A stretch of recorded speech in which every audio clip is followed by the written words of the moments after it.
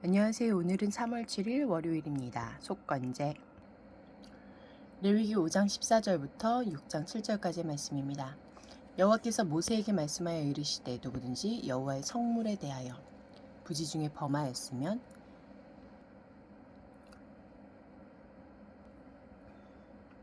여호와께 속건제를 드리되 네가 지정한 가치를 따라 성소의 세겔로 몇 세겔 은에 상당한 흠없는 순양을 양떼 중에서 끌어다가 속건제로 드려서 성물에 대한 잘못을 보상하되 그것의 5분의 1을 더하여 제사장에게 줄 것이요 제사장은 그 속건제의 순양으로 그를 위하여 속죄한즉 그가 사함을 받으리라.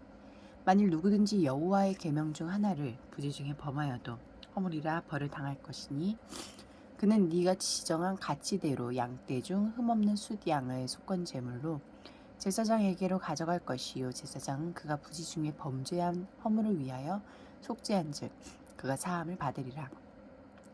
이는 속건제니 그가 여호와 앞에 참으로 잘못을 저질렀음이니라.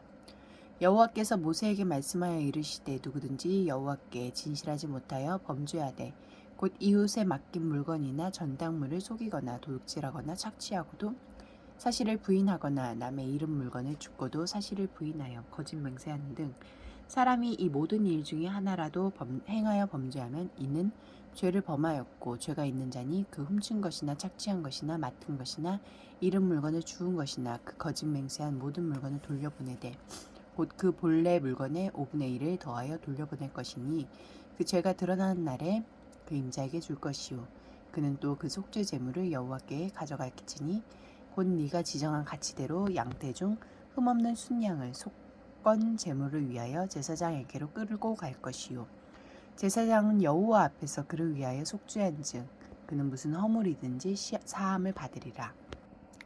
14절부터 16절까지 말씀에서 나에게 주신 교훈은 무엇입니까? 여호와의 성물에는 두 가지가 있는데 하나는 성소의 비품이고 다른 하나는 성소에 바친 봉헌물입니다. 성소의 비품은 자격 없는 자가 만지면 즉시 화를 당하기 때문에 본문의 성물은 봉헌물을 가리킵니다. 성물에 대해 부지 중에 범죄하면 가령 11조를 다 내지 않은 것을 나중에 깨달으면 5분의 1을 더하여 내고 성소의 세겔 가격에 맞는 흠없는 순양을 속건제로 바쳐야 합니다. 고의로 내지 않았다가 나중에 자수하였을 때도 마찬가지입니다. 성물이 따로 있었던 구약시대와 달리 지금은 성도가 가진 모든 것이 하나님의 것이기에 먹든지 마시든지 무엇을 하든지 하나님의 영광을 위해 사용해야 하는 성물이고 선물입니다.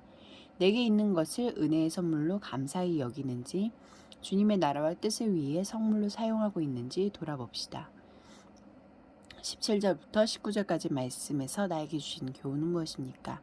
하나님의 계명을 부지 중에 어겨도 허물이 되기에 그 잘못에 책임을 져야 합니다. 따라서 자기가 어떤 잘못을 저질렀는지 알지 못해도 무언가 허물을 느끼거나 삶에 나타난 죄의 결과를 보고 자기 잘못 때문이 아닐까 생각되거나 특히 성물이 훼손되었는데 혹시 그것이 자기 책임이 아닐까 싶은 생각이 들 때 속건제를 드렸을 것입니다. 이는 우리가 얼마나 계명 준수에 민감해야 하는지 잘 보여줍니다. 하나님은 전전긍긍하는 마음이 아니라 매사에 주님이 기뻐하시는 뜻을 헤아리는 예민함을 요구하십니다. 6장 1절부터 7절까지 말씀에서 나에게 주신 교훈은 무엇입니까? 원래 속임수, 착취, 도둑질, 거짓맹세, 강탈 등의 죄를 지었다 들키면 4배 혹은 5배로 갚아야 했습니다. 하지만 본문은 양심의 가책을 느끼고 자수한 상황입니다. 그럴 때 속건제를 드리는 경우에 해당하기에 원금의 5분의 1을 더 얹어 배상하고 속건제 순양을 바쳤습니다. 처벌이 경미한 이유는 자수를 유도해서 힘없는 사람에게 재산을 되찾아 주려는 의도 때문입니다. 주님은 이웃에게 해를 끼치면서까지 이득을 취하는 투기나 이웃의 권리를 빼앗는 임금 착취 등을 기뻐하지 않으십니다. 기도하시겠습니다. 이 공동체를 위해서는 주님이 주신 것이 아니면 넘보지 않게 하시고 이제라도 원주인에게 돌려주게 하소서. 열방을 위해서는 모잠비크에서 무장 반군 단체가 소년들을 납치 소년병으로 삼고 있다.